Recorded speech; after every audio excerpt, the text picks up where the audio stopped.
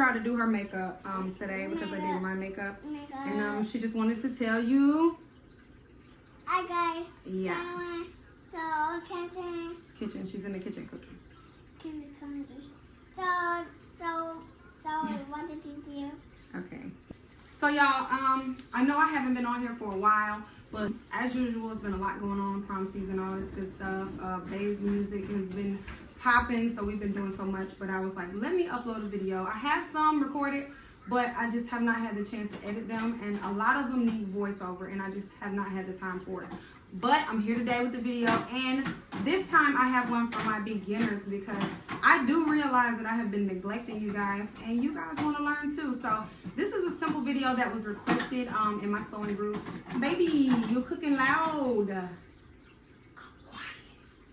So you guys, this is a pretty simple video, and it's basically just to teach you guys how to measure your clients. Okay, so you guys, I'm going to go through these measurements with you. This is my own sheet that I came up with. I just downloaded a croquis off of Google, and I use these measurements, and of course I change which ones I record for the different types of garments that I do, but I'm just going to go over how to properly take measurements because it's really important, especially for a beginner. If you did not see me go over this, then you want to check out my other video. I don't know if I know how to do in video links, but I will link it below in the description of this video so you guys can go check that out. It's a lot of good information in that. I have like 5 or 6 forms that I go over, but let's get started. So the first measurement I take is neck. Now, if you're doing something like a sweetheart, strapless sweetheart bodice, then you don't need the neck measurement. But sometimes, especially when I have indecisive girls, I do like to take every measurement just in case they change their mind. But sometimes I just like to get it over with, so I just take whatever measurements are specific to their garments. So for neck, what you're gonna wanna do is take it around the neck. If they have hair, ask them to lift up their hair. You want to take it around. Do not pull it tightly, but you want to see where this stops. This stops at 13. And I find 13 to be the typical neck measurement. If it's not 13, that's fine. I'm not saying that, but that's just the measurement that I see the most. So then you're going to want to do, I like to do upper bust, bust, and under bust. Some people just do bust, and that's fine too, but I just like to be really specific, especially when I'm doing something where I have to do darts or princess seams. It just makes the bust curve very nice. So for upper bust, you want to take it around, up under the arm, above the bust, and you want to measure that. On my dress form, it's 37. Then you want to go down, and you want to measure around where the nipples are. And y'all, excuse her nipples. I had some black fabric on here, and it just really rubbed off right there. It looks so funny. And I have makeup on here because somebody likes to play with my makeup. But that's neither here nor there. And she has surgery, child, because I be cutting it sometimes because I be sewing to it, and then I have to cut my dress or whatever I'm working on off of. But okay, so if we're doing bust, you want to go around from the back and go to where the nipples are. And just for the comfort of the client, so you're not touching their nipples, you want to come in the middle with it. So you want to bring this around, and on my dress form is 36. Take it around, and this is the smallest part of the waist. On my dress form is 27. So for the hip, a lot of people like to do different measurements. They like to do the top part of the hip or around the side, but I just like to do the fullest part of the hip. So I'm gonna show you from the side. Why should she keep sliding down? Sis, stay up.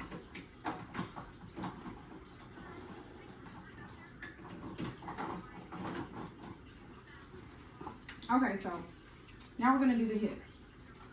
For the hip, give you this view. You want to go around the widest part, the most prominent part of the butt. And for this one, you don't want to start in the middle because think about how awkward that is. You resting your hand right there. So I like to hold it on the side. And I bring this around, and you want to bring it around on the sides over the fullest part of the hip. And this is a 39. When I say the fullest part of the hip, I mean right here. So you see how mine stick out, and you can see that's obviously the widest part of my hip. That is the part you want to measure. So for example, I would take it around my butt, but I would also bring it here. I'm a 44 child. Yes, I always wanted to be thick. But Yes, so that's the hip measurement. So she's not a full form, so I'm going to show you on myself. I do above knee. I don't like when trains start on the knee or up under the knee. It just looks so just terrible to me. So I like to go above the knee. So I would tell them to kind of step out just a little bit. That'll give me a little bit of ease. So when they're walking, especially if it's not stretched fabric, it won't like constrict them.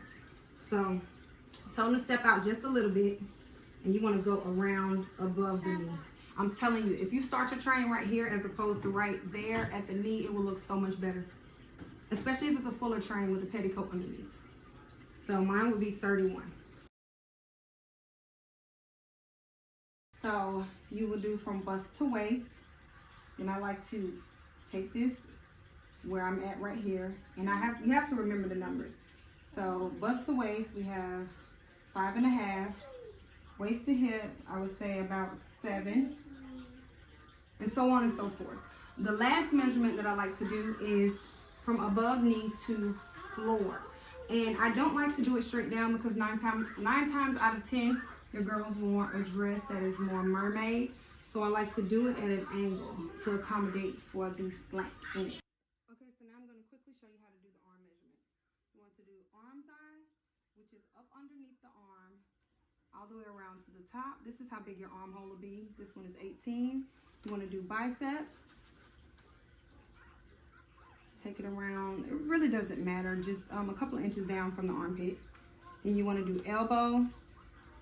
And you want to do wrist.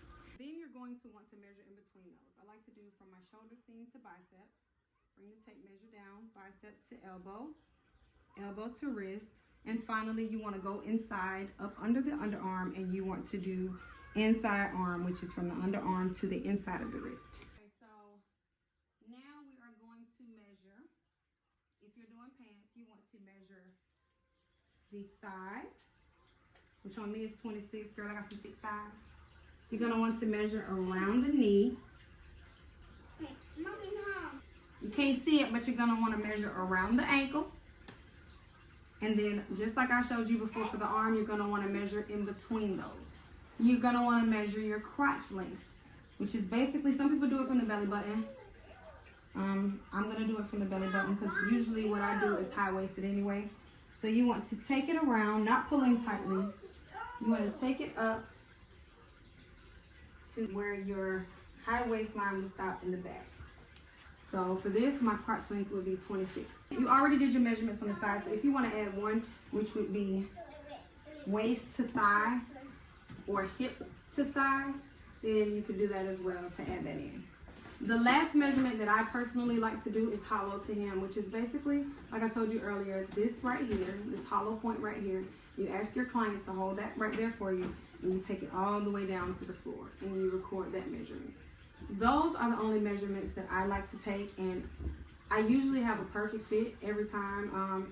Every now and then I may have to do alterations because I'm human and sometimes I err, or sometimes clients will gain weight or lose weight or whatever, and I just have to adjust. But this is how you do your measurements. So a few tips really quickly, you guys. One tip is never pull your tape measure too tightly. You don't want to have too much slack in it, but you don't want to pull it as if you're forcing measurements because that can really make a difference, especially if you're using non-stretch fabric. Y'all, my daughter is tearing stuff up over there, so please ignore that.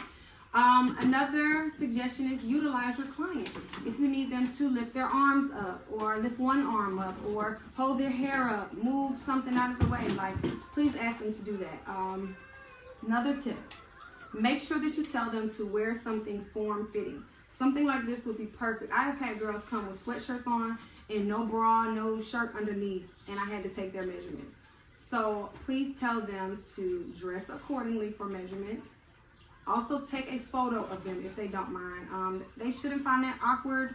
I don't see why they would, but just ask politely, can I take this photo of you for reference? So I hope this video was informative for you guys, and I hope it wasn't too boring, and yeah, happy measuring.